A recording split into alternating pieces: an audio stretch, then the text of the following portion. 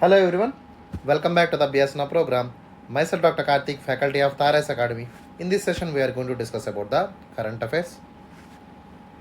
So before starting the session of Abhyasana, let us know about the details of the program. Okay, sir Abhyasana program అంటే ఏంటి, అభ్యాసన program యొక్క ముఖ్యమైనటువంటి అంశాలు ఏంటో మనం చూద్దాం. So let us see about the agenda of Abhyasana right now.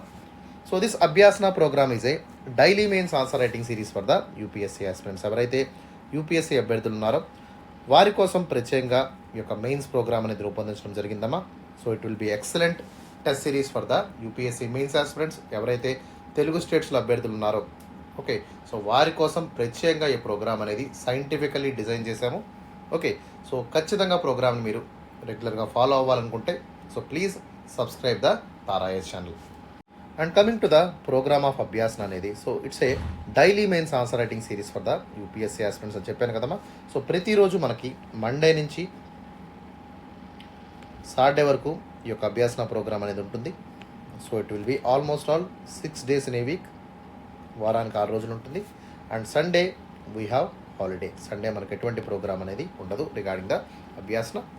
So in this Abhyasana we are going to cover all the important topics of the mains. So మెయిన్స్లో ఉన్నటువంటి ప్రతి పేపర్ని కూడా మనం ఇన్ డీటెయిల్గా ఇన్డెప్త్గా కవర్ చేయడం జరుగుతుంది to get the maximum benefit in the program. Okay, so ఈ మంచి ఫలితాలు మీరు సాధించాలనుకున్నప్పుడు ఓకే ఖచ్చితంగా ప్రోగ్రామ్ని అట్లీస్ట్ మనకి 6 months వరకు రెగ్యులర్గా ఫాలో అవ్వండమా. సో 6 నెలల పాటు ప్రతిరోజు కూడా క్రమం తప్పకుండా మనకు ప్రాక్టీస్ క్వశ్చన్స్ని మీరు ఆన్సర్ చేయండి. ఓకే, సో మీకు మ్యాక్సిమం అన్నీ కూడా అంటే కంటెంట్ వైజ్గా కానివ్వండి, ఆన్సర్ రైటింగ్ ప్రాక్టీస్ కానివ్వండి, టైం మేనేజ్మెంట్ కానివ్వండి, ఇవన్నీ కూడా ఇన్ డీటెయిల్గా మనం ఈ ప్రోగ్రామ్ ద్వారా కవర్ చేస్తాము. Okay, so let us see about the agenda of the program. So in this program we are going to teach you some of the important aspects of the answer writing. So first one is the content enrichment. So ఏ విధంగా కంటెంట్ని మీరు prepare అవ్వాలి.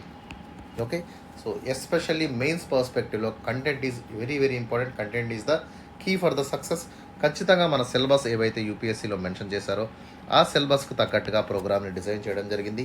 So every content will be updated on the daily basis. ప్రతిరోజు కూడా మనం important క్వశ్చన్స్ని okay important టాపిక్స్ని మనం ప్రొవైడ్ చేయడం జరుగుతుంది. దాని ద్వారా మీరు మ్యాక్సిమం కంటెంట్ని కూడా మీరు ప్రిపేర్ అయ్యేటువంటి అవకాశం ఉంటుంది. కాబట్టి ఖచ్చితంగా ఈ ప్రోగ్రామ్ ద్వారా ఏమవుతుందమ్మా, so your content will be enhanced, your content will be enriched. Okay, so ఓవరాల్గా మీ యొక్క సబ్జెక్టివ్ నాలెడ్జ్ని కూడా ఈ ప్రోగ్రామ్ ద్వారా ఇంప్రూవ్ చేయడం అయితే జరుగుతుంది. For that we are giving a lot of questions to you to practice the answers. Okay, so answer writing మీరు ఈజీగా ప్రాక్టీస్ చేయడానికి, కంటెంట్ ఇంప్రూవ్ చేయడానికి ఈ యొక్క అభ్యాసన ప్రోగ్రామ్ అనేది మీకు so to maximum level this program is going to benefit you. Okay, and second important agenda of the program ఏంటంటే that is the time management.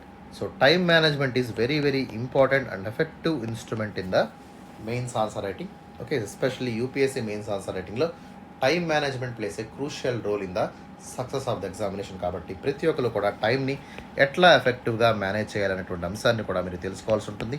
So this program of Abhyasana will train you to the maximum level. So especially suppose మనకి పేపర్లో ఉన్నటువంటి 10 marker questions మనం తీసుకుందాం, అదేవిధంగా 15 marker questions మనం తీసుకుందాం. Okay, so అదేవిధంగా జనరల్ ఎస్సైని ఎట్లా రాయాలో చూద్దాం. సో ఒక్కొక్క క్వశ్చన్కి ఎంత టైం ఇవ్వాలి, ఎన్ని పేజెస్లో ఆన్సర్ రాయాలి అనేటువంటి అంశాలన్నింటినీ కూడా అభ్యాసన మీకు టీచ్ చేస్తుందమ్మా. సపోజ్ మనకి 10 marker క్వశ్చన్స్ మనం తీసుకున్నట్టయితే దీన్ని 150 wordsలో మనం రాయాల్సి ఉంటుంది. సో యూపీఎస్సీ మీ నుంచి అట్లీస్ట్ 2 page ఆన్సర్ని ఎక్స్పెక్ట్ చేస్తుంది. అండ్ దీనికి ఇచ్చినటువంటి టైం లిమిట్లోకి వెళ్ళినట్టయితే 7 to 8 minutes లోపే మీరు ఈ యొక్క 10 marker క్వశ్చన్స్ని కంప్లీట్ చేయాల్సి ఉంటుంది. ఓకే, ఓవరాల్గా పేపర్లో మనం తీసుకున్నట్టయితే 10 markerవి 10 questions ఉంటాయమ్మా. అదేవిధంగా 15 marker క్వశ్చన్స్ మనకి 10 ఉంటాయి.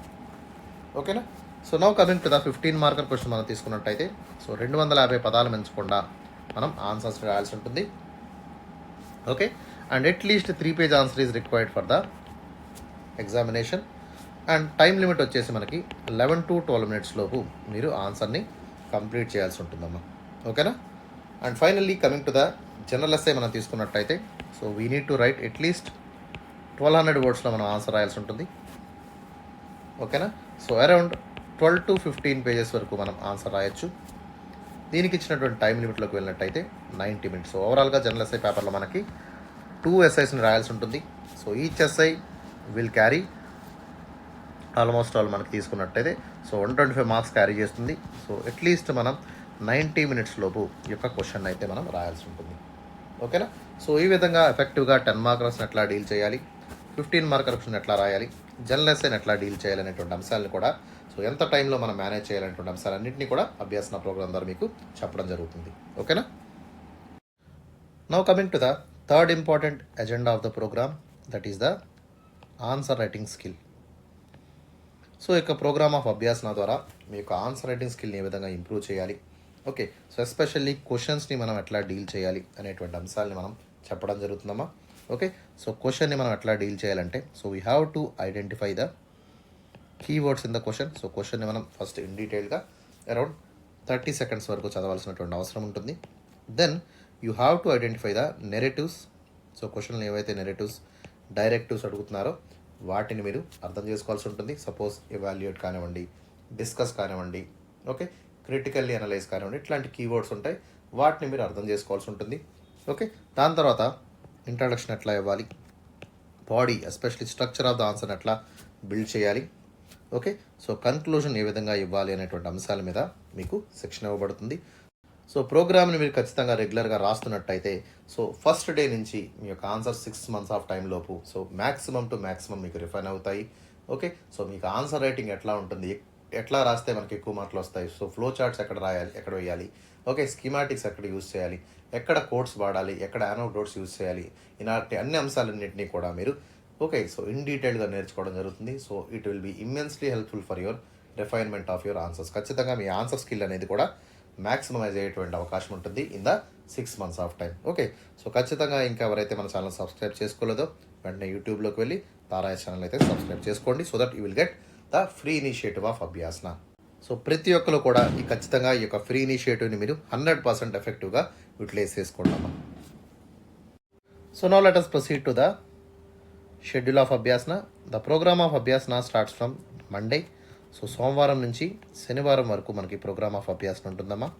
So it will be 6-day program in a week. వారానికి 6 రోజులు మనకి ఈ యొక్క అభ్యాసన ప్రోగ్రామ్ అనేది ఉంటుంది.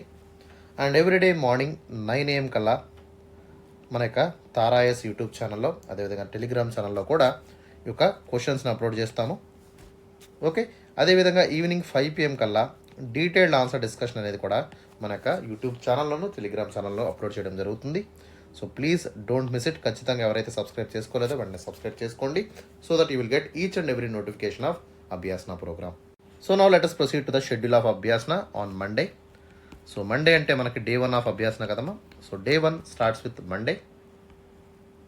సో సోమవారం మనం GS1 పేపర్లో ఉన్నటువంటి ఐటమ్స్ని డిస్కస్ చేస్తాము. టాపిక్స్లోకి వెళ్ళినట్టయితే first topic is Indian history, second topic is world history, third topic is art and culture, fourth topic is Indian society, fifth topic is post independence consolidation, and sixth topic is India and world geography. So ఈ విధంగా మనం సోమవారం 6 టాపిక్స్ని అయితే cover చేయడం జరుగుతుంది regarding the Monday Abhyasana. Okay, and coming to the day 2 of Abhyasana. So రెండో రోజు మనం తీసుకున్నట్టయితే that will be the Tuesday. So Tuesday we are covering the GS2 paper. So GS2లో మనకు ఉన్నటువంటి టాపిక్స్లోకి వెళ్ళినట్టయితే first topic is Indian polity, second topic is governance, third topic is social justice, and last topic is international relations. Okay, ఈ 4 టాపిక్స్ని మనం మంగళవారం GS2 పేపర్లో కవర్ చేద్దాం. So on the third day of Abhyasana, day 3 of Abhyasana తీసుకున్నట్టయితే that will be the Wednesday. So Wednesday we are covering the GS3 paper. So బుధవారం మనం GS3 పేపర్ని కవర్ చేద్దాము. టాపిక్స్లోకి వెళ్ళినట్టయితే first topic is Indian economy, second topic is science and technology, third topic is environment, fourth topic is internal security, fifth topic is disaster management, and last topic is the agriculture. So ఈ విధంగా మనం 6 టాపిక్స్ని బుధవారం అభ్యాసనలో cover చేద్దాం. Okay, and coming to the day 4 of Abhyasana. So 4th day, that will be the Thursday. So Thursday we are covering the GS4 paper. So GS4లో మనకి టాపిక్స్లోకి వెళ్ళినట్టయితే ethics, integrity and aptitude. So ఈ 3 టాపిక్స్ని మనం కవర్ చేయడం జరుగుతుంది. సో ప్రతి ఒక్కరు కూడా ఎథిక్స్లో మన యొక్క టార్గెట్ని అట్లీస్ట్ 125 మార్క్స్ కింద పెట్టుకోండమ్మా. And I'm recommending a book called DK Balaji sir book చదవండి. So that will able to clear your concepts as well as the case studies also. Okay, ఖచ్చితంగా ఈ టార్గెట్ని మీరు గుర్తుపెట్టుకోండి. ప్రతి ఒక్కరు కూడా ఈ టార్గెట్ని అచీవ్ చేయడానికి ప్రయత్నం చేయండి. And for this we are conducting a special session on the ethics. Okay, day 4లో మనం ఈ యొక్క మార్క్స్ని మీకు అందరికీ అందించే విధంగా ఉండడానికి మనం ఎథిక్స్ మీద స్పెషల్ సెషన్ అయితే ఎవ్రీ థర్స్డే కవర్ చేయడం జరుగుతుంది. ఓకేనా, and coming to the day 4 of Abhyasana, sorry day 5, that will be the Friday. So ప్రతి శుక్రవారం మనం జనరల్ ఎస్ఏ పేపర్ని కవర్ చేస్తున్నాము. So general essay also we are conducting a special session. మనం ప్రత్యేకమైనటువంటి సెషన్ కండక్ట్ చేయడం జరుగుతుంది. Cover almost all each contemporary issues. Okay, especially historical aspects కానివ్వండి, political aspects, socio economic aspects కానివ్వండి, ఎన్వైరన్మెంటల్ ఇష్యూస్ కానివ్వండి, okay, international current affairs కానివ్వండి, అన్నింటినీ కూడా మనం కవర్ చేస్తూ ఈ యొక్క ఓవరాల్ పర్స్పెక్టివ్ ఆఫ్ జనరల్ ఎస్ఐస్ని మనం డిస్కస్ చేద్దాం. Okay, so all the details will be updated on the Friday session. Okay, so దీంట్లో కూడా మీ యొక్క టార్గెట్ ఎంత ఉండాలమ్మా, 125 మార్క్స్గా మీరు పెట్టుకోండి. సో దాన్ని అచీవ్ చేయడానికి మనం దాదాపుగా 6 months ఆఫ్ టైంలో మనం ప్రయత్నిద్దాము. Okay, almost all we are going to cover 24 essays. Okay, weekly మనం 1 essayని కవర్ చేస్తాం కదా, దాదాపుగా మనకి 6 months ఆఫ్ టైంలో 24 essaysని కవర్ చేద్దాము. ఓకే, దీంతో పాటు ప్రీవియస్ ఇయర్ క్వశ్చన్స్ ఏవైతే ఉన్నాయో వాటిని కూడా మీరు ప్రాక్టీస్ చేయండి. So that your preparation will be solid and robust. ఓకేనా, and coming to the day 6 of Abhyasana, that will be the last day of Abhyasana program. So శనివారం మనం we are covering the current affairs. So current affairs మీద special session ఆరో తీసుకోవడం జరుగుతుందమ్మా. So ఆ వీక్లో ఉన్నటువంటి important current affairs అన్నీ కూడా మనం కవర్ చేస్తూ వన్ ఆఫ్ ద ఇంపార్టెంట్ టాపిక్ని మనం పిక్ చేసి దానిలో ఉన్నటువంటి టాపిక్ని క్వశ్చన్ అండ్ ఆన్సర్ ఫార్మేట్ ద్వారా మన అభ్యాసన ప్రోగ్రాంలో ఇవ్వడం జరుగుతుంది. Okay, and in course of time ప్రతి ఒక్కరు కూడా ఏం చేస్తారంటే ప్రతిరోజు మీరు 30 minutes టైంలో హిందూ న్యూస్ పేపర్ని డీటెయిల్గా చదవండి. ఓకే, దాంతోపాటు మంత్లీ మ్యాగజైన్ ఒకదాన్ని అట్లీస్ట్ మనకి రిఫర్ చేయడానికి ప్రయత్నం చేయండి. ఓకే, సో దీనివల్ల ఏమవుతుందమ్మా, మీ యొక్క కరెంట్ అఫైర్స్ అనేది కన్సాలిడేట్ అవుతుంది. సో ఓవరాల్గా మీ యొక్క కరెంట్ అఫైర్స్ యొక్క స్ట్రెంగ్త్ అనేది ఇంక్రీజ్ అయ్యేటువంటి అవకాశం కూడా ఏర్పడుతుంది. సో దానివల్ల ఏమవుతుంది, మనకి GS2 పేపర్లో కానివ్వండి, GS3లో కానివ్వండి, maximum current affairs oriented link ఉన్నటువంటి క్వశ్చన్స్ అడుగుతున్నారు. సో డైనమిక్ పోర్షన్స్ని కూడా మీరు కవర్ చేయాలనుకుంటే ఖచ్చితంగా కరెంట్ అఫైర్స్ని రెగ్యులర్గా ఫాలో అవ్వండి. దాంతోపాటు మనకు అభ్యాసన ప్రోగ్రామ్ని కూడా రెగ్యులర్గా చూసినట్టయితే సో కరెంట్ అఫైర్స్ మోడ్లో GS2 నుంచి కానివ్వండి, GS3 కానివ్వండి, so any kind of GS పేపర్లో క్వశ్చన్స్ ఎట్లా ఫ్రేమ్ చేస్తారనేటువంటి అంశం కూడా మీకు తెలుస్తుంది. So that is all about the schedule of Abhyasana from Monday to Saturday. Okay, so now let us proceed to the question of day. ఈరోజు ప్రశ్న ఏంటో మనం చూద్దాం. So now let us see the question. So ప్రశ్న ఒకసారి చూడమ్మా. Assess the successes and limitations of the 13th Ministerial Conference of World Trade Organization. Recommend reform strategies for the WTO to maintain its significance amid changing global dynamics. Okay, question ki deనికి related అడుగుతున్నారు. They are asking about the World Trade Organization, WTO గురించి question ఇక్కడ అడిగారు. And they are talking about the 13th Ministerial Conference of the WTO. So here we have to talk about the success of the 13th Ministerial Conference of WTO, and also later on we have to talk about the limitations regarding the 13th Summit of the WTO. Okay, and finally we have to recommend some kind of strategies to maintain its significance amid changing the global dynamics. Okay, question మనకి 10 మార్కర్గా అడిగారు, దాన్ని ఎట్లా రాయాలో మనం చూద్దాం. So let us start with the approach. So క్వశ్చన్ని మనం ఎలా ఇంట్రడ్యూస్ చేయాలమ్మా. So we have to talk about the 13th Ministerial Conference. Okay, ఎక్కడ జరిగింది? సో రీసెంట్గా మనకి అబుదాబిలో మనకి ఈ యొక్క 13th Ministerial Conference of WTO జరిగింది. సో దాని గురించి కొంచెం డీటెయిల్గా మనం 3 to 4 లైన్స్లో రాస్తే సరిపోతుంది. And coming to the body of this answer, so we have to discuss the successes and also limitations regarding the 13th Ministerial Conference of WTO. Okay, and in the second part we have to recommend the strategies of WTO and maintain its significance and also the changing global dynamics. Okay, ప్రస్తుతం ఉన్నటువంటి global dynamics ఏ విధంగా మారుతున్నాయి, అదేవిధంగా WTO even though ఈ యొక్క trade related issues రెగ్యులర్గా మారుతున్నప్పటికీ WTO యొక్క sanctity ఎట్లా మెయింటైన్ అవుతుంది, దాని యొక్క సిగ్నిఫికెన్స్ ఏంటి, ఏ విధమైనటువంటి మార్పుల ద్వారా అది ముందుకు వెళ్తుంది అనేటువంటి అంశాలు కూడా మనం చూద్దాము. And finally we have to provide the conclusion. So WTO యొక్క సిగ్నిఫికెన్స్ ఏ విధంగా ఉంటుంది మనం మెన్షన్ చేస్తూ, ఏ విధంగా ట్రేడ్ రిలేటెడ్ ఇష్యూస్ని డబ్ల్యూటీఓ మేనేజ్ చేస్తూ వస్తుంది అనేటువంటి అంశాన్ని కూడా మనం మెన్షన్ చేస్తూ, ఓకే, ఓవరాల్గా 3 to 4 లైన్స్లో కన్క్లూజన్ ఇస్తే సరిపోతుంది. సో ఇంకా ఎవరైతే మన ఛానల్ సబ్స్క్రైబ్ చేసుకోలేదో వెంటనే యూట్యూబ్లోకి వెళ్ళి మన ఛానల్ సబ్స్క్రైబ్ చేసుకోండి. అదేవిధంగా మన టెలిగ్రామ్ ఛానల్ అనేటువంటి తారాయస్ ఛానల్లో కూడా వెంటనే జాయిన్ అవ్వండి. So that all the PDFs will be available to you. దాంతోపాటు మన క్వశ్చన్స్ కూడా ఎస్పెషలీ మన అభ్యాసన ప్రోగ్రామ్ యొక్క క్వశ్చన్స్ కానివ్వండి, ఆన్సర్స్ కానివ్వండి, దానిలో కూడా పోస్ట్ చేయడం జరుగుతుంది. And also please like our Instagram page. మన యొక్క ఇన్స్టాగ్రామ్ పోస్ట్ కానివ్వండి, పేజెస్ కానివ్వండి ఉంటే వాటిని కూడా లైక్ చేసేటువంటి ప్రయత్నం చేయండి. So any kind of notifications, updates లేదా కొత్త ప్రోగ్రామ్ ఏమైనా లాంచ్ చేసినప్పుడు ఖచ్చితంగా ఇన్స్టాగ్రామ్లో కూడా మేము అప్లోడ్ చేస్తాము. So finally I want to say please follow us in the YouTube, Telegram as well as the Instagram pages.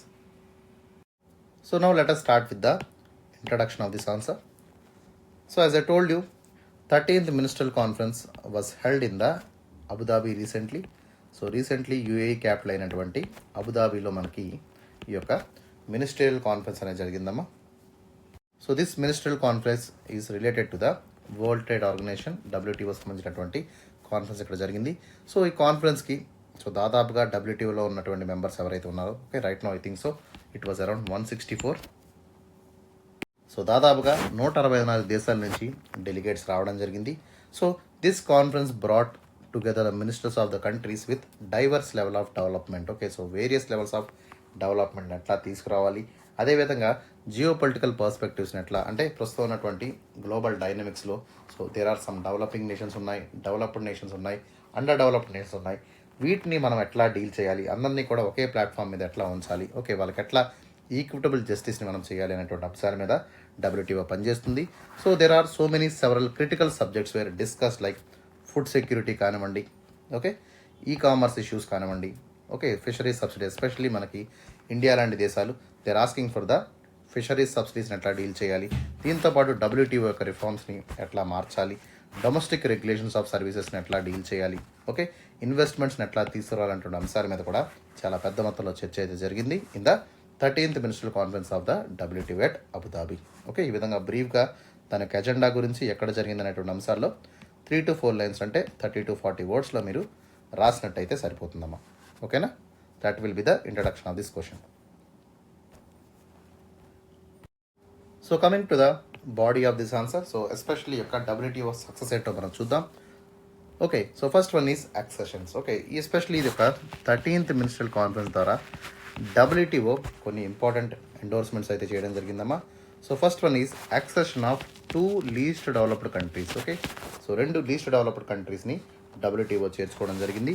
So దీని ద్వారా 164గా ఉన్నటువంటి మెంబర్షిప్ కాస్త 166 అవడం జరిగింది. ఓకే, దట్ మీన్స్ దాదాపుగా ఈ WTOలో ఉన్నటువంటి సభ్యులతో 98% ట్రేడ్ అనేది మనకి ఇక్కడ జరుగుతుంది అనేటువంటి అంశాన్ని కూడా ఈ యొక్క 13th కాన్ఫరెన్స్లో మెన్షన్ చేయడం జరిగింది. ఓకే, సో దాదాపుగా 98% of the world trade is regulated by the WTO. Okay, that is the first success. Second one is the reforms regarding the deliberative and negotiative functions. Okay, especially reforms ఎట్లా తీసుకొస్తున్నారమ్మా, through the process of deliberation and through the process of negotiation ద్వారా. Okay, so ఎవరైతే ministers ఉంటారో ఆ ministers అందరూ కూడా so they were forming into different kinds of councils కానివ్వండి, committees కానివ్వండి, నెగోషియేటింగ్ గ్రూప్స్ కానివ్వండి, ఓకే, ఇట్లా ఏర్పడి so they are discussing, they are deliberating. దీని ద్వారా ఏమవుతుందమ్మా, ఎఫిషియన్సీ అనేది ఇంక్రీజ్ అయ్యేటువంటి అవకాశం ఉంటుంది. ఓకే, ఎస్పెషలీ డెసిషన్ మేకింగ్ అథారిటీలో అందరు పార్టిసిపేషన్ ఉండాలి. So members participation is very very important. దాని ద్వారా ఏమవుతుంది, కంటిన్యూస్గా వాళ్ళు డిస్కస్ చేయడంతో పాటు రిఫార్మ్స్ని ఎట్లా తీసుకురావాలి, ఎక్కడైనా ప్రాబ్లమ్స్ ఉన్నాయా వాటిని ఎట్లా రిపోర్ట్ చేయాలి, నెక్స్ట్ మినిస్ట్రియల్ కాన్ఫరెన్స్లో వాటిని ఎట్లా మనం మళ్ళీ సజావుగా తీసుకువెళ్ళాలనేటువంటి అంశాల మీద కూడా మనకి చర్చ అయితే జరిగింది. And coming to the third aspect, that is the commerce. So ఈ యొక్క మినిస్ట్రియల్ కాన్ఫరెన్స్ 13th ఏదైతే ఉందో, so that was deliberately talk about the extension of commerce moratorium. Okay, so e commerce moratorium extend చేస్తున్నట్టు అనేటువంటి అంశాన్ని కూడా మనకి ఇక్కడ మెన్షన్ చేసింది. ఓకే, ఎర్లియర్ డెడ్ లైన్ ఏదైతే ఉందో దాన్ని ఎక్స్టెండ్ చేసేటువంటి ప్రయత్నం కూడా ఈ యొక్క 13th మినిస్ట్రల్ కాన్ఫరెన్స్ అనేది తీసుకోవడం జరిగింది.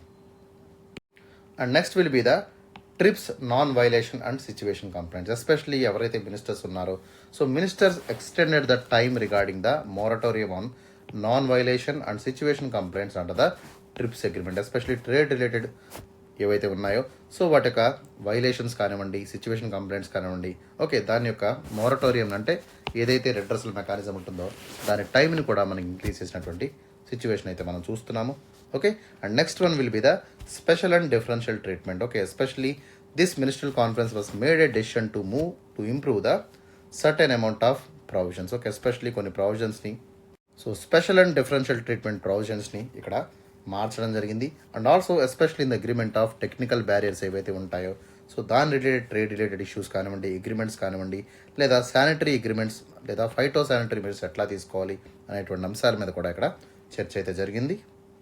And also there is lot of plurilateral agreements. Okay, plurilateral agreements అంటే ఏంటమ్మా, so many countries, especially group of countries ఇక్కడ సో డిస్కషన్స్లోకి వెళ్ళి, so they were participating and they created their own rules. Okay, కొన్ని రూల్స్ని కూడా క్రియేట్ చేస్తూ, okay, కొన్ని మ్యూచువల్ లిబరేషన్స్ కూడా ఇక్కడ అంటే especially like free trade agreements కానివ్వండి, ఇట్లాంటివన్నీ కూడా తీసుకురావడం జరిగింది. దీనివల్ల ఒక కొత్త ప్రాసెస్ అనేది క్రియేట్ అయింది. ఓకే, దాంతోపాటు న్యూ కైండ్ ఆఫ్ రెవెన్యూస్ అనేవి కూడా ఇక్కడ ఓపెన్ చేసుకోవడం జరిగింది. సో వీటిలో ఒకటైనటువంటి so especially the investment facilitation for development అనేటువంటి ఒక కొత్త ఇనిషియేటివ్ని కూడా తీసుకురావడం జరిగిందమ్మా. Okay, and next one is the domestic regulation of services. Okay, ఏదైతే M13 అగ్రిమెంట్ ఉందో, సో దీని ద్వారా they were coming to the consensus by implementing the new disciplines regarding the domestic regulations. Okay, domestic regulation of services యొక్క కొత్త disciplines ఏవైతే ఉన్నాయో వాటిని కూడా ఇంప్లిమెంట్ చేయడానికి ఈ యొక్క కమిటీ అయితే ఒప్పుకోవడం జరిగింది. దీనివల్ల ఏమవుతుందమ్మా, ట్రేడ్ రిలేటెడ్ ప్రాక్టీస్ అనేవి ఫర్దర్గా సింప్లిఫై అయ్యి, okay, ease of trade, ease of business అనేది ఇంప్రూవ్ అయ్యేటువంటి అవకాశం ఉంది. That will able to help for the development of the countries. Next one will be the sustainability related initiatives. Especially ఎవరైతే member countries ఉంటున్నారో they were keep on talking about the sustainability. So సస్టైనబిలిటీని తీసుకురావడం కోసం కొత్త initiatives తీసుకురావడం జరిగింది. Like పొల్యూషన్ని తగ్గించడం కానివ్వండి, ప్లాస్టిక్ రెగ్యులేషన్ కానివ్వండి, ఎన్విరాన్మెంటలీ సస్టైన్ ప్రాక్టీసెస్ కానివ్వండి, ఇట్లాంటివన్నీ తీసుకురావడం వల్ల ఏమవుతుందమ్మా, సో సస్టైనబిలిటీ వైపు అడుగులు వెళ్ళేటువంటి అవకాశం ఉంది. సో ఏదైతే మన 2030 గోల్స్ ఏవైతే UNDP క్రియేట్ చేసిందో regarding the sustainable development goals, వాటిని కూడా మనం ఇక్కడ కొలాబరేట్ చేసుకునేటువంటి అవకాశం కూడా మనకు ఏర్పడింది. ఓకే, దాంతోపాటు ఫాజిల్ ఫ్యూయల్ సబ్సిడీ రిఫార్మ్స్ మీద కూడా ఒక కొత్త రకమైనటువంటి రెగ్యులేషన్స్ కూడా తీసుకొచ్చింది. And the last one will be the fishery subsidies. Especially యొక్క M13 ఏం చేసిందమ్మా, so it welcomed the agreement on fishery subsidies. Okay, fisheries యొక్క సబ్సిడీస్ని వెల్కమ్ చేస్తూ, ఓకే, దాదాపుగా 71 మంది చేత యొక్క అగ్రిమెంట్ని రాటిఫై చేయడం జరిగింది. దీంతోపాటు సో ఎస్పెషల్లీ యొక్క సబ్సిడీస్ని ఏ విధంగా రెగ్యులేట్ చేస్తున్నటువంటి అంశాన్ని కూడా మనం చూడాలి. సో ఏవైతే illegal, unreported and regulating fishing ఏదైతే ఉందో, సో దానికి మాత్రం సబ్సిడీస్ ఇవ్వకూడదు అనేటువంటి నిర్ణయానికి ఈ యొక్క M13 రావడం జరిగింది. Okay, and now let us coming to the second important agenda of the body, that is the challenges. Okay, challenges ఎట్లా ఉన్నాయి అనేటువంటి విషయాన్ని మనం చూద్దాం.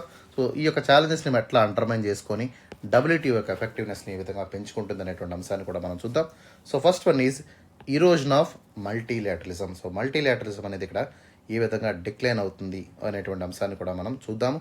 So especially because of the evidence of trade disputes కానివ్వండి, యూనిలాటరల్ ట్రేడ్ యాక్షన్ ద్వారా ఏమవుతుందమ్మా, WTO యొక్క role అనేది తగ్గుతుంది, WTO యొక్క రోల్ అనేది డిమినిష్ అవుతుంది అనేటువంటి అంశాన్ని ఇక్కడ మనం మెన్షన్ చేయాలి. ఎస్పెషల్లీ M13లో మనకి ఈ యొక్క ఫిషరీస్ ఏవైతే ఉన్నాయో, సో ఫిషరీస్ సబ్సిడీ మీద విభిన్న స్వరాలు మనకి ఇక్కడ వినబడ్డాయి. సో దాదాపుగా 166 మెంబర్ కంట్రీస్ ఉన్నటువంటి ఈ యొక్క ప్రోగ్రాంలో, ఈ యొక్క WTO అగ్రిమెంట్లో ఓన్లీ 71 మెంబర్స్ మాత్రమే ఇక్కడ ఫిషరీ సబ్సిడీస్కి అగ్రీ చేశారు. Okay, but even though pass అయినప్పటికీ కూడా but it was completely having difference opinions అనేవి మనకి ఇక్కడ కనబడ్డాయి.